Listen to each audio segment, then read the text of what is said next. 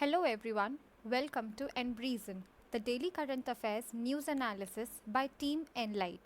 The topics for today are Battle of Saragarhi, Zero COVID Strategy, India Australia 2 plus 2 Ministerial Dialogue, and Vulture Conservation in India.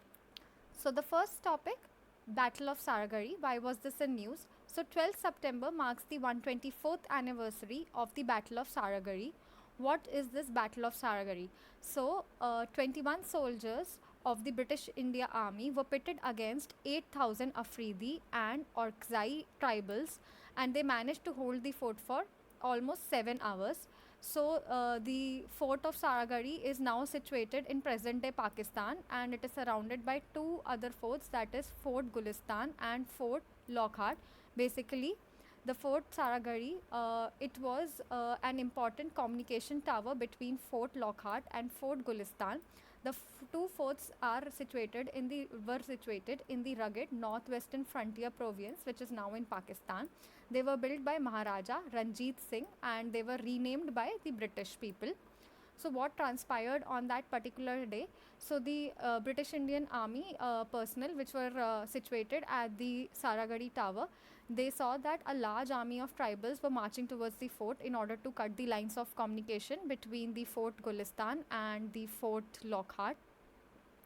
So, how are we celebrating their remembrance? So, in 2017, the Punjab government decided to observe Saragarhi Day on September 12 as a holiday. Also, even today, the Khyber Scouts Regiment of the Pakistani Army mounts a guard and salutes the Saragarhi Memorial close to the Fort Lockhart.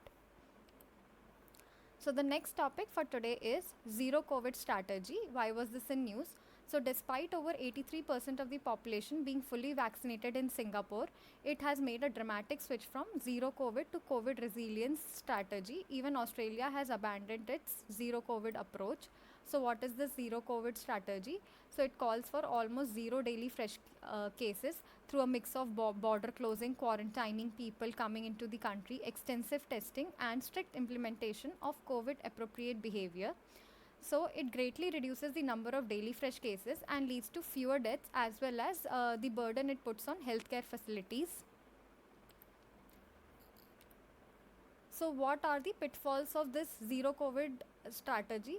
First of all, the countries might only be successful to have a zero COVID strategy for a transient period, but it is not a sustainable strategy.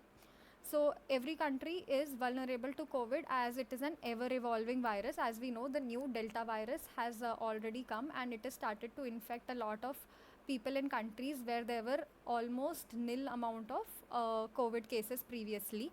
And even fully vaccinated people are getting infected with this Delta virus. So, no country can afford to close its border for a long period of time, restricting all its economic activities in a globalized world where global value chains and interdependence is the key for economic progress. Only countries which are islands and relatively restricted travel can actually keep a check, and that also for short periods of time only.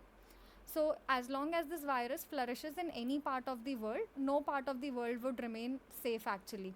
So, isolated plans for COVID 19 is not the key, but we should have some, global plan for this. So, initial doses of vaccine have not prevented the spread of infection. So, additional doses like booster shots, etc., are still under research, etc. And this ever evolving and virulent virus, we cannot rule out the virus finding new animal hosts. For example, now it has found hosts in wild animals, etc. So, how is China able to effectively stamp out the outbreaks? So, first of all, they are doing repeated mass testing to find out any of the missing cases. Then they have done a complete cutoff of Beijing from the rest of the country. Also, stringent curbs barring the people inflow of people from high risk to low risk regions, and very strict home isolation is being done in China. But this sort of model is not possible in other countries because other countries are more democratic, and such kind of drastic restrictions are not very possible. So, what must be done in order to curb COVID 19 and have a better resilience strategy against it? So, first of all, we should adopt the One Health strategy. This is important from prelims as well as mains point of view to protect the humanity against emerging zoonotic diseases and making it an integral part for developmental procedures in the future. Then immunity and vaccination should be achieved in every part of the world, and that will help us make COVID-19 endemic. Then WHO should begin for new case definition. For example, just testing positive creates lot of phobia. So instead of that, they must revise the definition to reflect those who get hospitalized, or number of deaths should be only counted or put out as number instead of daily count of people who are tested positive. So continuous focus on vaccination and development of herd immunity must be at the core of COVID resilience strategy. So the next topic for today is India-Australia 2+2 Ministerial Dialogue. So India is hosting the first ever 2+2 Ministerial Dialogue with Australia. So what is this 2+2 Ministerial Dialogue? So it is the highest level institutional mechanism between two countries. So the format is basically the defense and the foreign ministers or secretaries meet with their counterparts from the other country. So currently India is having this with 3 countries, that is Australia, Japan and the USA. So key takeaways from this dialogue. So first of all, such dialogues are cornerstone of the Australia-India Comprehensive Strategic Partnership, which was founded on the shared commitment to secure, stable and prosperous Indo-Pacific region. Then first of all, the key talk of this dialogue was basically based on the recent Afghan developments, and so Afghan issue was very important. So both the countries agreed that Afghanistan should not become a safe haven, breeding and training ground for terrorists. Also, what role China would be playing in Afghanistan region, as well as also the situation in the East and South China Seas were on the agenda. Then economic and technology. So the topics they discussed were related to economic security, climate, cyber, supply chains, critical technology, AI, unmanned vehicles, etc. Also, the Australian counterpart pointed out that India is on a trajectory of the global manufacturing hub with schemes like Make in India, Made in India, etc. And India has become a key market for emerging technologies. So currently, Australia is a huge importer of Chinese products. Hence, India must expand its market in Australia. Next is disaster resilience and climate change. So both the countries are towards an agenda for better creation of resilience, as well as for example, there were forest fires in Australia, etc. So Australia will contribute $10 million towards disaster resilient infrastructure initiatives in India. Then defense. The defense ministers during the bilateral talks discuss expanding bilateral defense cooperation, military engagements, increasing mutual logistics support, intelligence sharing, etc.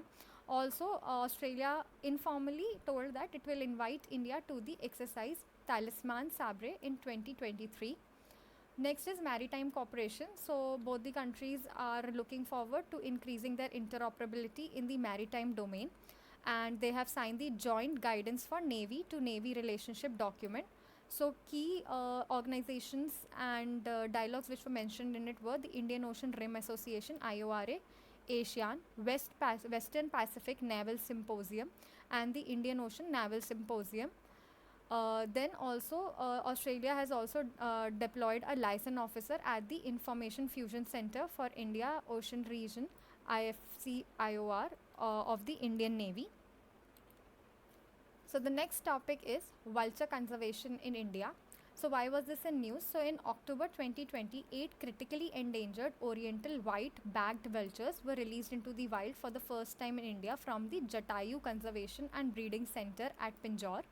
A year later, they have been tracked till now with the help of GPS trackers, as well as they have been marked on their wings with some orange color tags. So they have been able to blend well in the wildlife. That's why this was in news. So why is vulture conservation important? So first of all, India has seen that the vulture numbers have declined by more than 90% in India, which is very worse according to the levels in the world. Also, the importance of vultures in particular with respect to the food chain and nutrient cycles. They feed on dead animals, and hence they are called as nature's cleanup crew. They help to decrease the spread of different diseases, etc., spread of foul smell and so on. So reasons for the decline of the population. So first one is the uncontrolled veterinary use of non-steroidal anti-inflammatory drugs.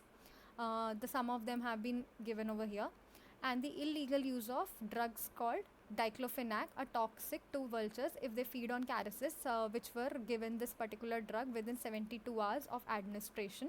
And it is generally given to livestock for increasing the milk amount they produce. So next is the government initiatives.